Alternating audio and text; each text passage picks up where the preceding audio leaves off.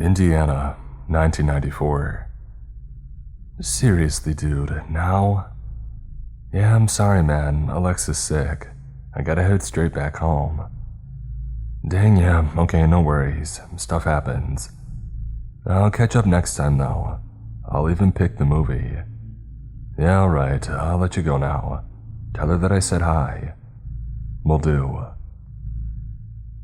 Daniel walked back into his living room, tossing his Nokia onto the couch and sitting down. It was snowing outside, the first snow of the season. The heaters were turned on. Dan was wrapped up in a blanket, and the evening was suddenly free. He and Jake had their tradition.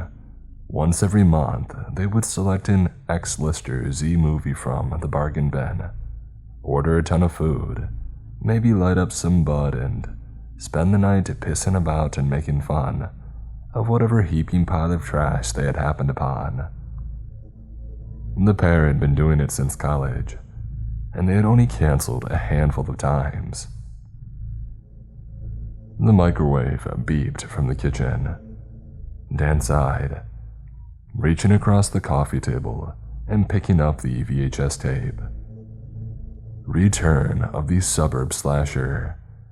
It had been sitting in the corner of the Goodwill's movie section, right behind Attack of the Seven-Legged Astronauts and Guns, Babes, and Steel. Between the title and the admittedly sparse jacket, he concluded that it was a cash grab sequel to some forgotten, minorly successful slasher flick. More importantly, it was only $3. Good enough for him. Oh well. He slid the cover off, popping the cassette free from the plastic casing.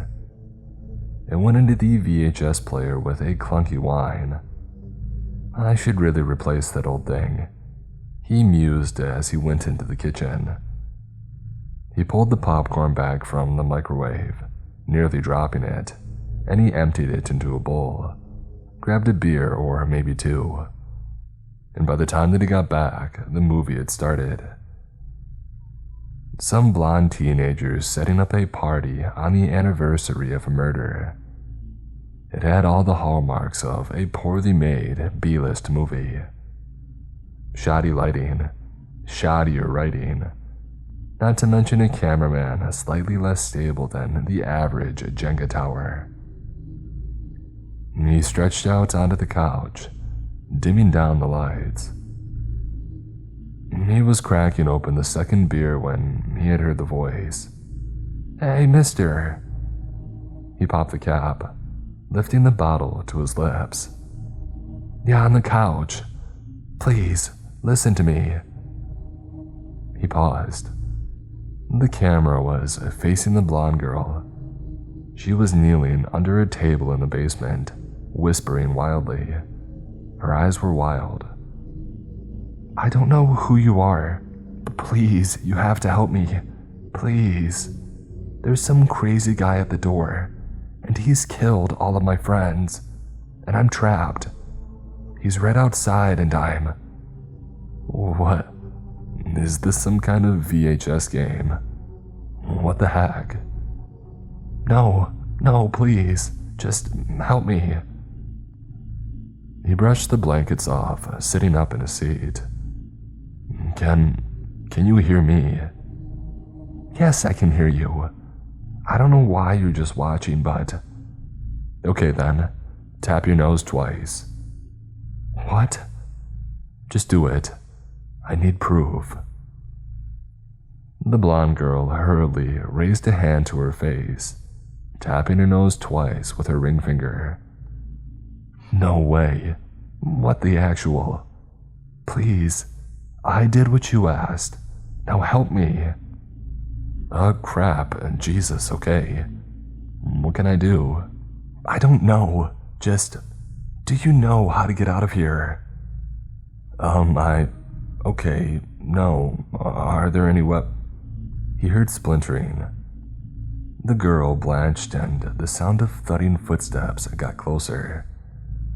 "Oh God, A shadow, it fell over the camera.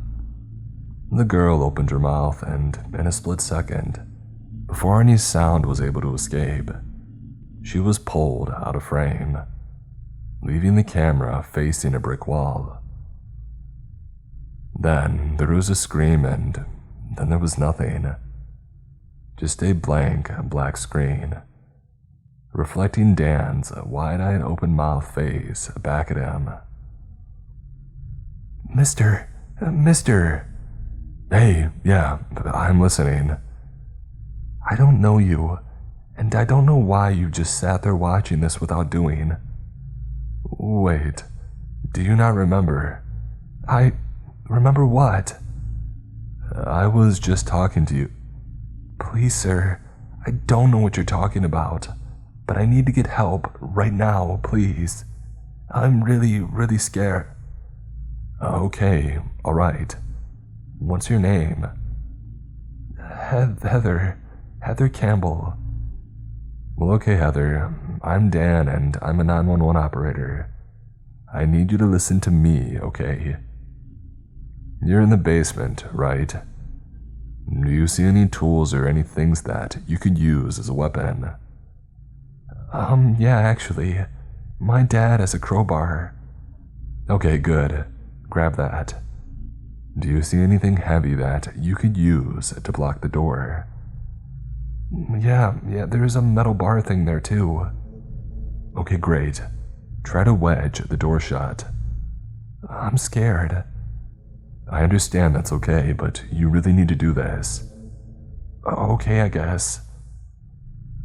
The camera panned up as Heather climbed up the stairs hesitantly. 5 steps left. 4, 3, 2, and she hurriedly slammed the iron bar down against the angled wall. At the same exact moment, something shoved against the door from the other side. Heather screamed, jumped back, and ran back down the stairs. The knob rattled, but the door stayed shut. Oh my God. Okay, good work. Deep breaths. Is there a phone in your house? They're all upstairs. Okay, you're gonna need to get out of this basement sooner or later. You gotta be ready for that. The sound of glass breaking cut her off. The camera whipped around to show the basement window being knocked completely out of its frame and shattering on the floor. The bottom half of a dark pair of coveralls was seen sliding through the newly created hole. The camera flipped back to Heather. Oh God, the window! She screamed, and the screen cut to black. He looked at the cassette player. He hadn't touched it in 3 days since, but he couldn't stop thinking about it. Sir, hey. Hey Heather, my name's Dan, and I'm gonna need you to listen to me, okay? Can you block off all the entrances to the basement? The door, windows, everything. I'll try. She screamed when the door was torn from its hinges and the camera cut to black. Use the stepladder and see if you can wiggle out of the window. All right. She squeezed out, right in front of a pair of dark work boots. The kitchen knife glinted in the moonlight. She screamed and the camera cut to black. Grab the crowbar, throw open the door, and run for the front yard. Don't stop for anything. I'm scared. Just trust me. All right, I trust you. She made it to the front door without stopping, not even when a knife was shoved out in her path from the corner. She screamed as it impaled her, and it cut to black.